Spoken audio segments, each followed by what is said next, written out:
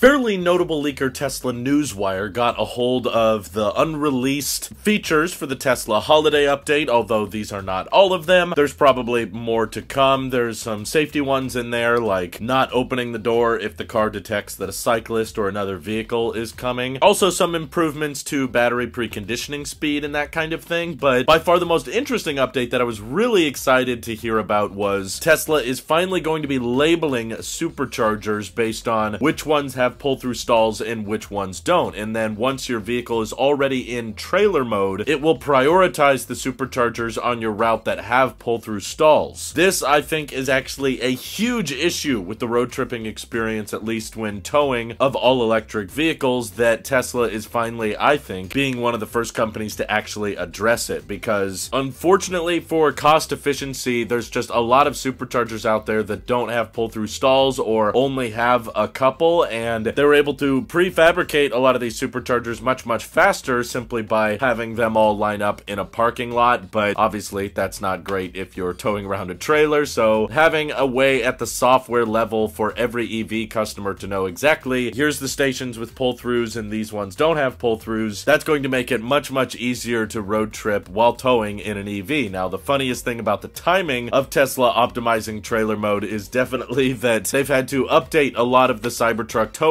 specs lately, because apparently it's not a fixed 11,000 pounds towing rating like they initially said it was. It varies heavily depending on the type of accessory you're mounting to the tow hitch of the Cybertruck, and apparently the maximum tongue rating for the truck is not as great as a lot of people were expecting, and I'm willing to admit on this channel now that I was wrong in my response video to Whistling Diesel. While I don't think there's been a ton of examples of the Cybertruck tow hitch just straight up falling off, I think that it's probably not as major as a safety concern as people are making it out to be. It is still a problem that they have just bolted the tow hitch to a cast aluminum frame piece, which is clearly prone to shattering and much more fragile than a traditional steel chassis, and Whistling Diesel has now proved in follow-up videos just how much more durable a steel chassis can be, even with vertical G-forces applied to it and that kind of thing. So it's great to see Tesla acknowledging that, okay, we can make road tripping with a trailer better by flagging the pull-through stations, but I don't think this is really going to acknowledge and fix the main complaint a lot of people are having with the Cybertruck tow hitch. And it's not necessarily that it shears off just from a high payload, it's that people are concerned about excess force going up and down on that tow hitch, which is quite possible, especially when off-roading or potentially hitting a major pothole when you have a big payload on the back. Personally, I think there is likely some manufacturing changes Tesla could make in the near future that would fix a lot of these problems and make the Cybertruck a lot more durable, and they're probably hearing all of these complaints and taking all of them into consideration for the 2025 model year of the Cybertruck. But I feel like it goes without saying, even with some tow hitch fixes and even with labeling the pull-through stalls at supercharger locations, the big problem still that the Cybertruck is facing is going to be range, especially now that they've ended the Foundation series production, and currently the maximum possible range you can get on a Cybertruck, which is still over $80,000 with the uglier, more efficient wheels and tires and everything, is 325 miles, and most trailers, especially ones that are coming up near 10,000 pounds, are easily cutting that in half, turning it into like a 150 mile range EV, which is not great. And even with the massive supercharger network, we're gonna need to see range much better than that for people to consider switching to an all-electric truck for towing cross-country. My big question is, will this trailer labeling be available to third parties? Because as you guys know, Ford and GM are now able to supercharge as well. It's not just restricted to Tesla anymore, but especially with the Silverado EV, now with work truck variants exceeding 490 miles of range, if they had a way to automatically route plan and know which superchargers have the pull-through stalls, they've got a much more durable tow hitch over there, and they've got far more range and the properly located charge port on the driver's side rear, which means maybe this software coupled with the Silverado EV, you might have a pretty pleasant EV towing experience, which is great. And my hope is that the software can continue to optimize itself. Like, for example, if someone who isn't towing a trailer pulls into a pull-through stall and plugs in, can they have a pop-up on their screen that says, hey, someone with a trailer is en route and you're in one of the few pull-through only stations, can you please move your vehicle? And maybe if there isn't a trailer en route, then it doesn't throw that pop-up. But this is one of the cool things about EVs, EVs and DC fast charging infrastructure is how they can all be connected via software and through the grid and better communicate for where each EV should park. And this was a crucial stage that I think needed to be addressed, and I hope everyone else's towing complaints with the Cybertruck are addressed on future model years. Let me know what your thoughts are on the new trailer mode supported supercharger stops down in the comments below, and thank you to everybody supporting this channel directly. Seriously, helps us out a ton, as does just watching these videos. So thanks again. Have an excellent rest of your day.